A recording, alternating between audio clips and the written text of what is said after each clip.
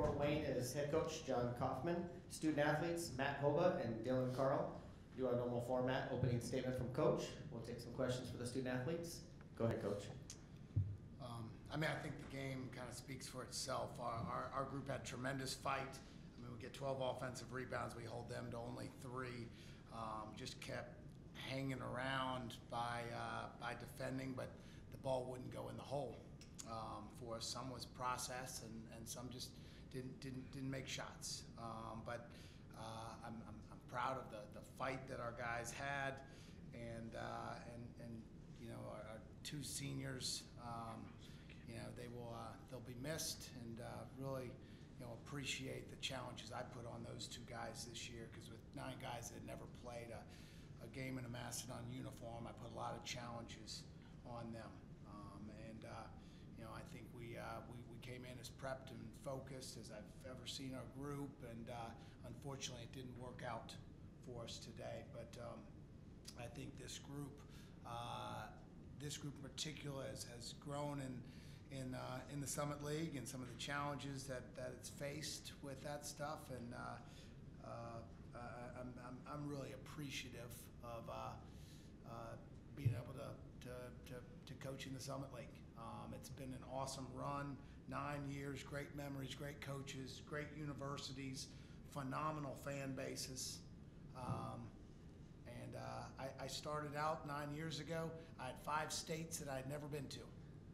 And by January, I've been to every one of those states. And I've learned a new appreciation for this part of the country.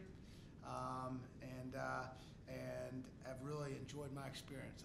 I'll miss it, and I know for Matt, I'll speak for Matt a little bit. I'm sure he feels some sentiment like me, and Dylan as well. Dylan's been here with us 4 years, and Matt for 3. But really sad to have this season end, and wanted to play in that championship game more than anything. But really proud of our guys' fight. Coach, we talked earlier about how you were an inconsistent shooting team. I guess this tournament might be a microcosm of that, right? You shot it pretty well on Saturday. What do you attribute it to tonight? Yeah. Man, I wish you would have asked those guys a couple more questions. They poured their heart and soul into this, and we just asked them why the ball didn't go in the rim. That's frustrating. Honestly, I don't know.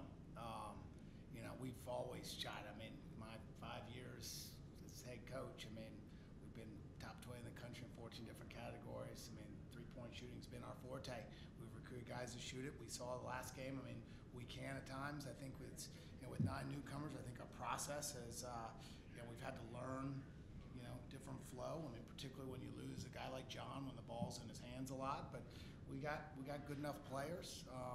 It's been a little bit of a different mix with, we probably need a few more attacking guys, but some guys didn't have great years shooting the basketball. I think it hurt Matt in a sense. When you got your leading scorer coming back, and 5 games into the year, he's shooting 55% from 3, and he ends up tearing ligaments in his finger and shoots 18% from 3 for 15 straight games during the 2 months that he's out. And when that's the guy that kind of shooting's contagious, and that's the guy you kind of depend on knock shots, just like, he hit 6 yesterday, and the rest of the team knocks in 7, and things happen, and so that affected. And I think some of them maybe I recruit some guys that just don't shoot as well, and we got to go to work. And then I also think some guys just got to get a little bit older. I think our shooting percentage is off a little bit here. It's the last game. Like you're scrambling trying to. We forced some stuff that last 8-9 minutes, so I think it's a little bit off from that regard. Maybe the volume and stuff, but we didn't shoot the first half either. Hey Jon, Chase Miller was sent for the family. Keenan Walter starts making shots on the outside. How much more difficult does it become to kind of guard UND with Stewart and what they can do with offensively? They stretch out. They all really shoot the ball. Marlon's a good player though. Like he's the key to that group. The way that he draws so much attention into it, and that was the difference, is the attack that North Dakota had today, and Marlon's ability to get in the paint and draw attention, and then drive and kick and get shots, because they did have better shots than us today. I mean, we're one of the best defensive teams in this league, and they still got better shots than us, and that's because he attacked, and that's part of our process. We didn't have great attack today. I thought we settled. Thought we took some tough shots. I thought our attack mode wasn't well. I didn't think our guards got into the paint very well, and I thought our ball movement was really stagnant. But you know, Marlon makes those guys go. He's a tough player, and you know that's the challenge. Like last night, as I'm trying to figure out, all right, who you want to play, and I mean, South Dakota's got two of the best forwards, you know, in the league that are just elite level players. I'm like, man, I don't know if I want to play them.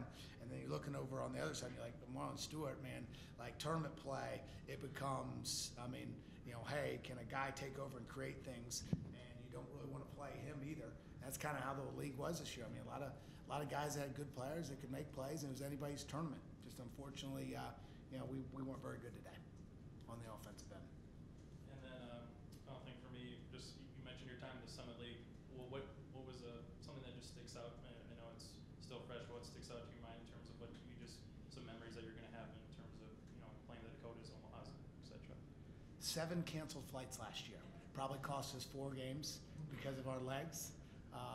Sitting in airports, O'Hare Airport, love O'Hare. The flight to Sioux Falls is the absolute worst terminal in the entire country as you fly out here, and we get delayed. And what it taught me, and like that sounds terrible, all that stuff, but I tell you what, people ought to hire our players. I mean, the fact that we won the league, what was it, 4 years ago, with that kind of travel, I mean, it's unbelievable what our guys do, and they never complain.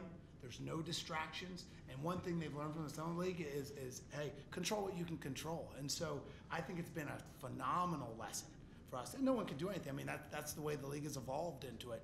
But as you look at the different sites, I mean, obviously, I mean, last night, or 2 nights ago, playing here in this great event and huge crowd, and South Dakota State has such a good, fan base. I mean, this game, and then 2014 when we beat these guys to go on to the championship. I mean, just some of the accomplishments. I mean, like I said at my last press conference, the last group that's not on, a team that's not in the I-29 to be in the championship game, to win a regular season championship, to have a player of the year. I mean, if you look back through the best 20 players to come through this league in the last 10 years, I bet you could argue 5 of them have come from our program. I mean, some really, really good players. And so as much as I've appreciated, I would expect that, it's going to be a loss on the other end, because we brought some really good basketball and some really good offense typically, just not tonight.